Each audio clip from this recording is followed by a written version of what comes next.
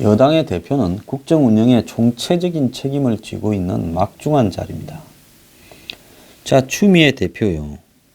대통령을 재앙이라고 부르는 댓글로 네이버가 난장판이라고 이야기를 하면서 악플은 범죄라고 이야기를 하면서 이제 이런 부분에 대해서 처벌을 갖다가 이야기를 했습니다.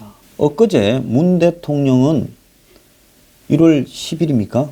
신년 기자회견에서 조선 비저 기자가 자신한테 떼거지로 몰려와서 악플을 다는 부분을 고통을 호소하니까 대통령이 한국에서 내가 그런 거 제일 많이 받고 있다. 그냥 담담하게 넘기면 될 일이다 라고 이야기를 했습니다. 그때 문 대통령 발언입니다. 저와 생각이 각은 다르건 유권자인 국민들의 의사표시라고 받아들인다. 기자들도 그런 부분에 담담하게 생각했으면 좋겠습니다. 이렇게 악플을 호소한 기자에게 대통령이 이야기를 했습니다. 그런데 여당의 대표인 추미애 대표는 담담하게 반응하지 않고요. 문 대통령을 지칭하는 인터넷 댓글을 범죄라고 규정을 했습니다. 추미애 대표의 말인데요. 대통령을 재앙, 문재앙, 문재인, 저한테도 유튜브에 그렇게 많이 달죠. 그렇게 부르고 지지자들을 차마 입에 담기 어려운 말로 농락하고 있습니다. 상습적인 범죄 행위에 해당합니다. 이 지지자라고 하면 문 대통령의 지지자, 문빠, 문꿀, 오소리 등을 농락하고 있다라고 이야기를 하지요. 비판적인 인터넷 게시물에서 문 대통령을 지칭하는 언어가 모욕적이라는 지적을 했는데요. 추 대표는 최근 홍준표 대표가 즐겨 쓰는 문슬람이라는 말에 대해서도 민감하게 반응을 했습니다. 문슬람은 문 대통령 지지하는 사람이 이슬람의 극단적인 IS 비슷하다 해서 비꼬아 부르는 말이죠. 자, 홍 대표가 이런 걸 언급한 거는 저도 바람직하지 못하다 생각합니다. 왜? 이렇게 말로 세게 하지 말고요. 행동으로 세게 보이면 될 일입니다. 여당의 대표는요.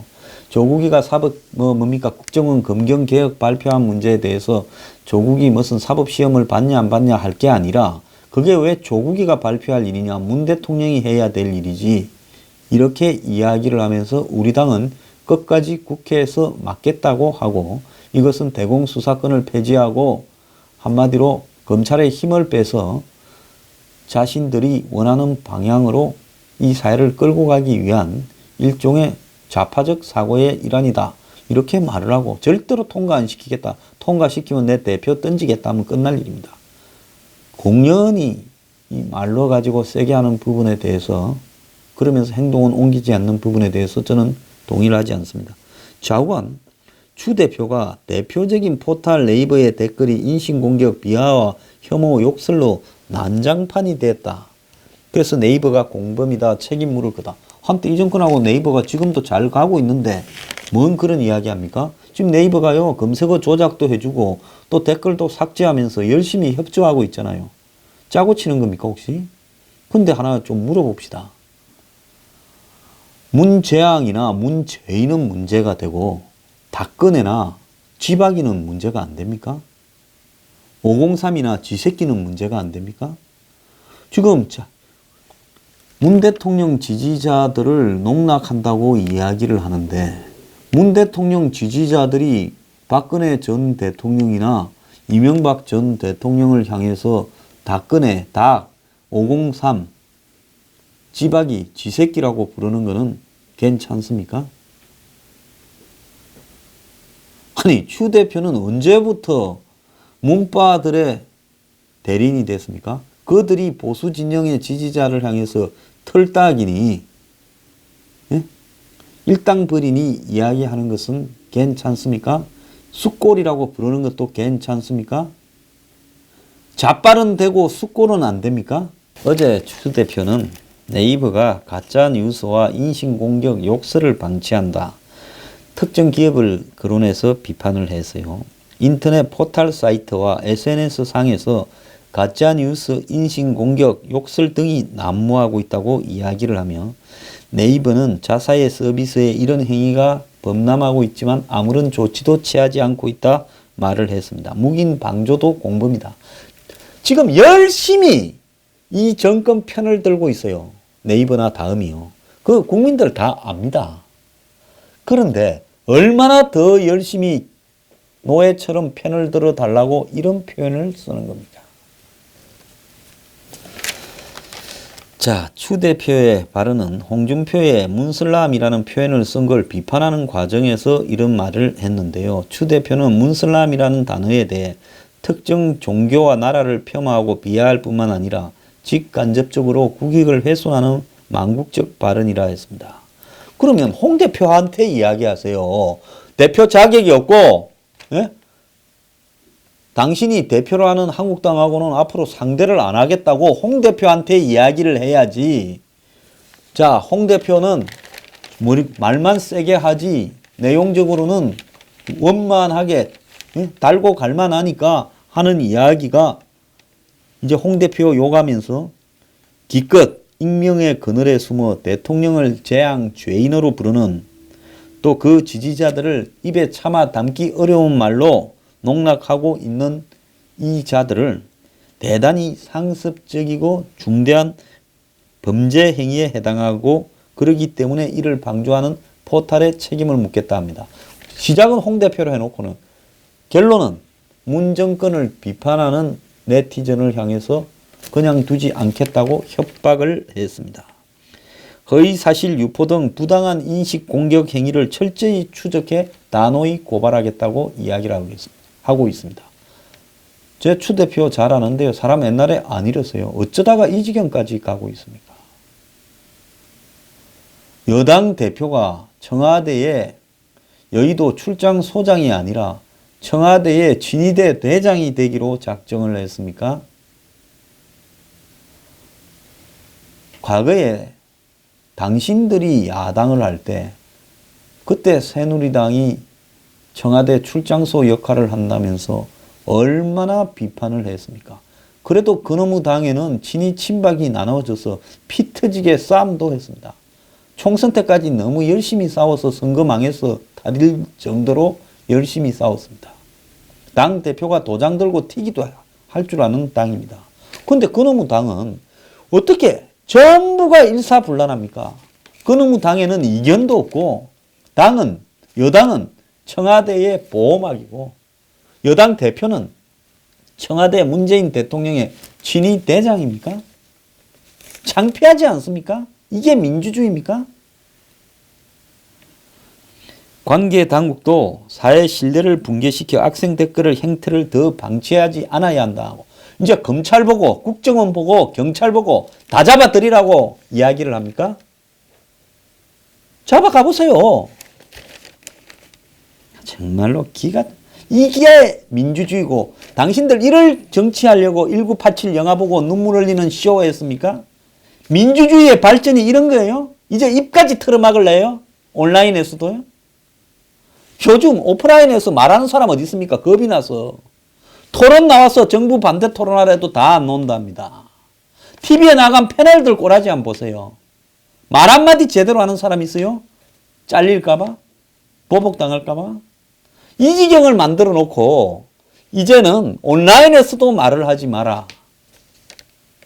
이게 민주주의입니까? 직접 민주주의는 전부 완장차고요. 반대되는 사람들한테 죽창 쑤시는 게 직접 민주주의입니까? 민주당은 지난 8일부터 당의 홈페이지를 통해 가짜 뉴스와 악성 댓글 접수를 받고 있다 하는데요. 사안이 심각하다고 생각하면 고발 조치를 하는 등 가짜 뉴스 유포자에게 민형사상 법적 책임을 묻겠다고 지금 협박을 하고 있습니다. 그래, 여당이 하는 짓거리가 청와대를 대신해서 악성 댓글 다는 사람들을 고발하는 걸 합니까? 한마디로 완장차고 손볼놈들 조져주는 게 여당의 역할입니까? 네, 살다 이따위 여당 처음 봅니다. 제가 옛날에 그놈의 당에 좀 전신에 몸담고 있을 때는 그 지경은 전혀 아니었습니다. 회의에서도 대통령의 자녀에 대해서도 문제를 제기를 했었습니다. 그래도 저보고 대놓고 누가 욕하지 못했어요. 근데 어쩌다가 그 지경까지 가버리는 겁니까? 자, 대통령은 뭐라 했어요? 대통령은 예? 생각이 같은 다르든 유권자의 표시고 담담히 받아들이라 했습니다. 자기보다 대한민국에서 악플을 많이 받은 사람도 없고 담담하게 생각한다 했어요. 대통령이 그래놓고 혹시 저녁에 추 대표 좀 오라 해가. 내 말은 그래 했지만 나한테 악성 댓글 다는 놈들 정말 꼬라지 보기 싫어 죽겠으니까 몇 놈만 뽐보기로 좀 조져주고 저 포탈들 말 잘 듣고 있지만은 더 잘 들으라고 한번 겁 한번 줘라고 시켰을 리가 없다고 저는 생각을 합니다. 혹시 그랬습니까? 자, 문 대통령은 정치하는 사람들은 정치하는 기간 내내 제도 언론의 비판뿐만 아니라 인터넷 또는 문자 메시지를 통해 많은 공격과 비판을 받았다. 그리 예민하게 생각할 필요가 없다. 이래 말합니다. 대통령은 점잖게 말하고 뒤에서 여당 대표가 칼질합니까? 정말 웃기는 지금 짜장입니다. 이게 나랍니까? 그래 겁줘가지고 반대하는 사람 머릿속을 다 개조할 수 있다고 생각합니까? 제 입부터 한번 막아보시죠. 자, 어제 한미 중에서 이 비트코인의 가상화폐에 대한 규제를 다 착수한다라는 악재가 비슷한 시간 내에 요 근래에 며칠 계속되면서 가상화폐가 반토막이 났습니다. 하루 새 30%가 폭락을 했다. 그래서 비트코인 검은 수요일이라는 이야기까지 나왔습니다. 10일 전에 2,550만 원에서 어제 오전 한때 1,151만 원까지 떨어졌는데요. 자, 국제 시세도 한 달 새 반토막이 났고 어제 한때는 $10,000 밑으로 비트코인이 거래됐습니다. 김동연 부총리가 거래소 폐쇄 발언을 하고 중국이 개인 간의 모바일 거래를 금지시키겠다. 즉 P2P를 못하게 하겠다 하고 미국은 승인 안 된 거래소에 경고를 하고 이러니까 이렇게 폭락을 했는데요. 이게 또 웃깁니다.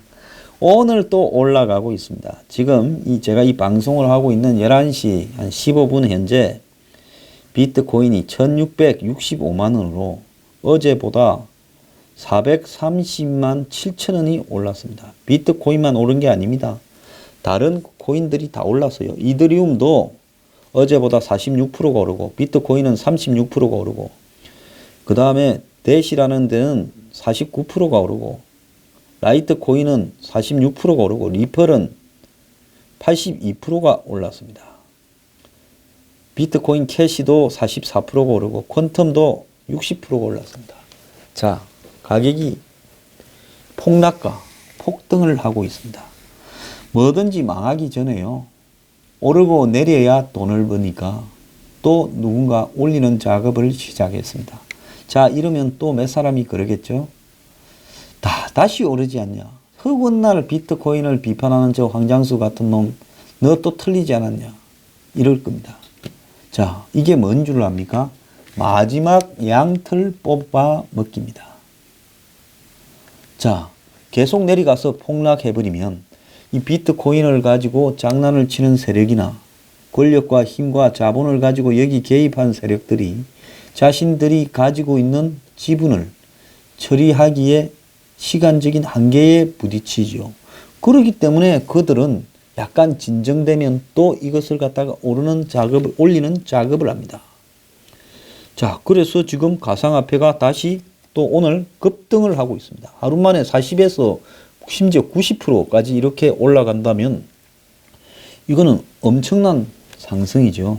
정부가요, 이걸 갖다가 규제를 하려면 신속하게 해서 끝을 내버리든지 안 그러면 아예 입을 다물고 그냥 나중에 죽든가 말든가 내버려 두든지 하지, 정부의 지금 정책 발표로 이 시장을 다시 등락을 시켜가고 있는 것은요, 매우 우려스러운 일이라고 봅니다.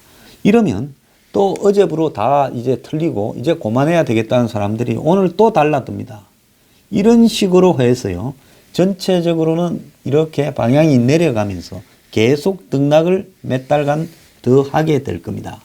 그래서 완전히 틀고 나가기 전에 한마디로 싹 그냥 뽕을 뽑아 버리려고 하는 부분입니다. 문제를 하는 거는요, 이 가격이 오르든 마르든 내리든 저는 아무런 이해관계가 없습니다.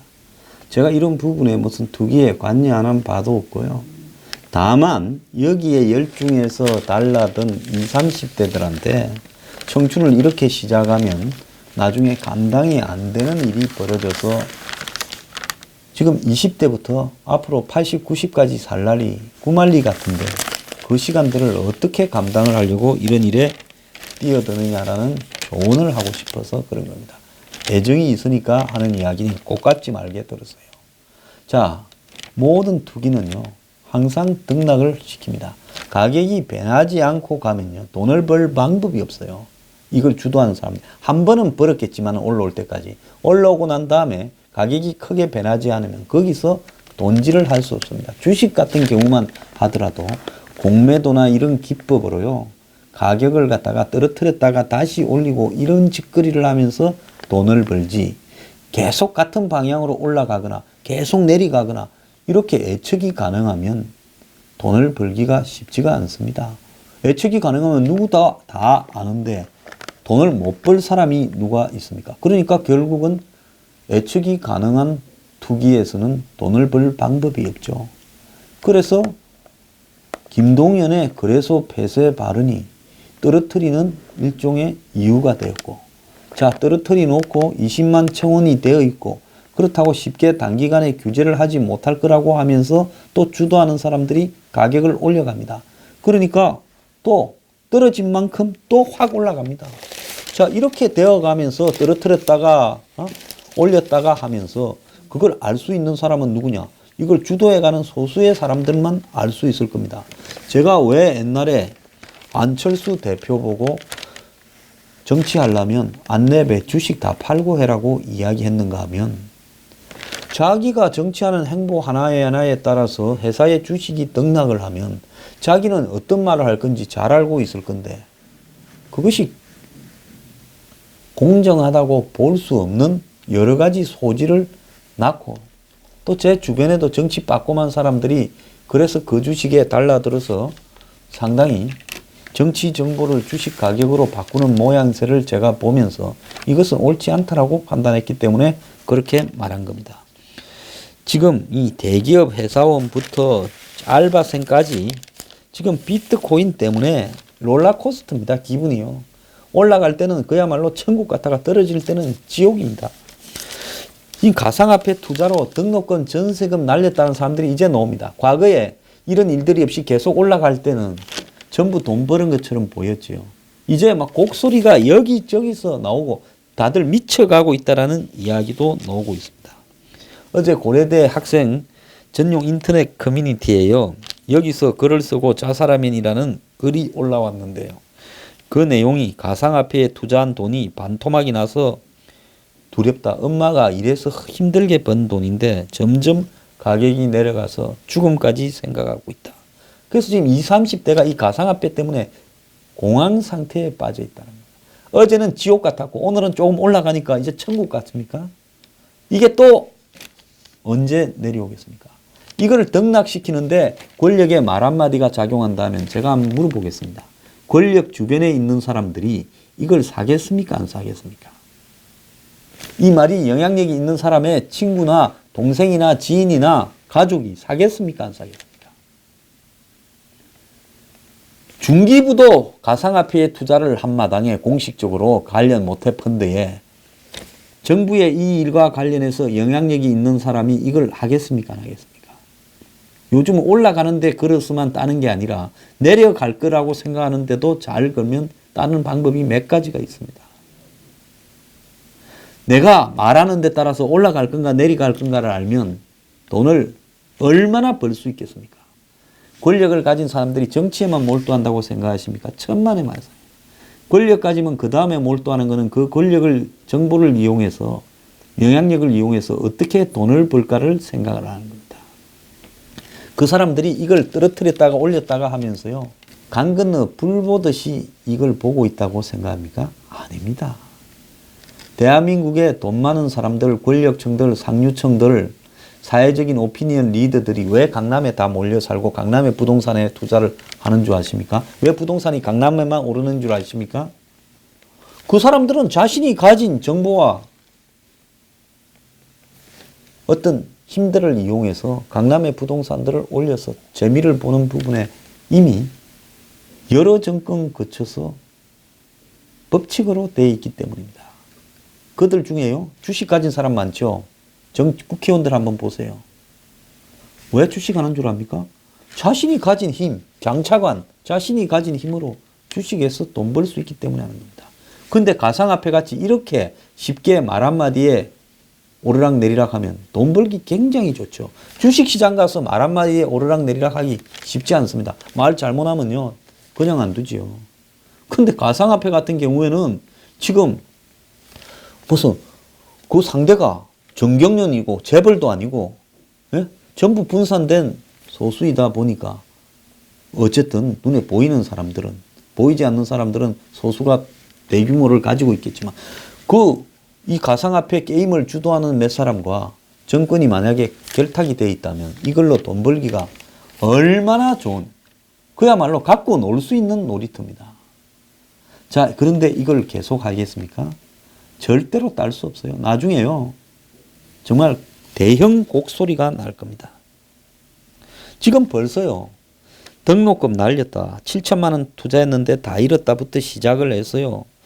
심지어 전세금 빼서해서 다 날렸다 하는 일까지 나오고 있습니다. 이제 게시판에는, 청와대 게시판에는 무슨 이야기가 나와 있냐. 20만 청원이 있었죠.